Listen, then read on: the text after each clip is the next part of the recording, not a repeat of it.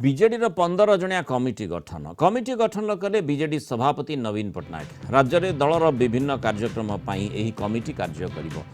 वरिष्ठ नेता देवीप्रसाद मिश्र यह कमिटर अध्यक्ष नियुक्त होइछंती। कमिटी रे थिबा सदस्य माने हेले प्रमिला मल्लिक, निरंजन पुजारी, विक्रम केसरी आरुख, प्रताप केसरी देव, प्रदीप कुमार अमात, अरुण कुमार साहू, अश्विनी पात्र।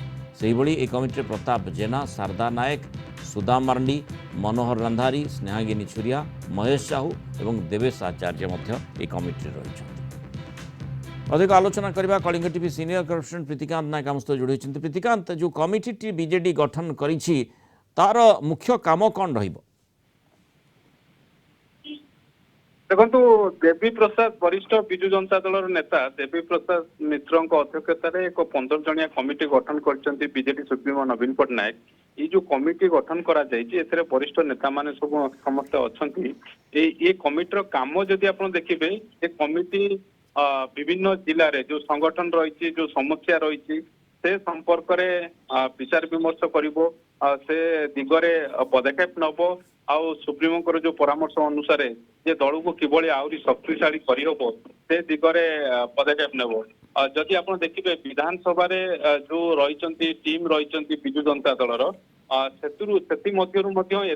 अनेक विधायक सामिल होती कमिटी जमी प्रमिला मल्लिक कथा कहतु, निरंजन पुजारी कथा कहतु, प्रताप केसरी देव, अरुण साहू एमाने अश्विनी पात्र एमाने विधायक अच्छे रखा जाइए। कारण आप देखिए एबे सरकार परिवर्तन हवा पर बीजेडी को लेकिन अनेक जो रही योजना रही किभली आगु को दल को मजबूत करा जो ब्लूप्रिंट रही बीजेडी सुप्रीमों ताकू ग्राउंड रे किभली कार्य करा यही कमिटी ही से सब दिगु को वर्तमान कारण आप जानती पूर्व जिते सब कमिटी थिला से कमिटी को सुप्रीमो बीजेडी सुप्रीमो भांगी देइछंती।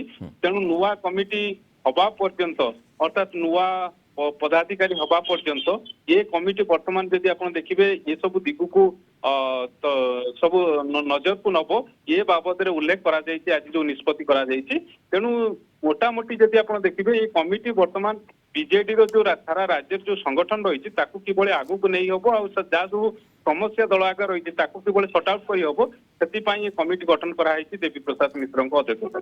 धन्यवाद प्रीतिकांत सूचना आम सहित रही।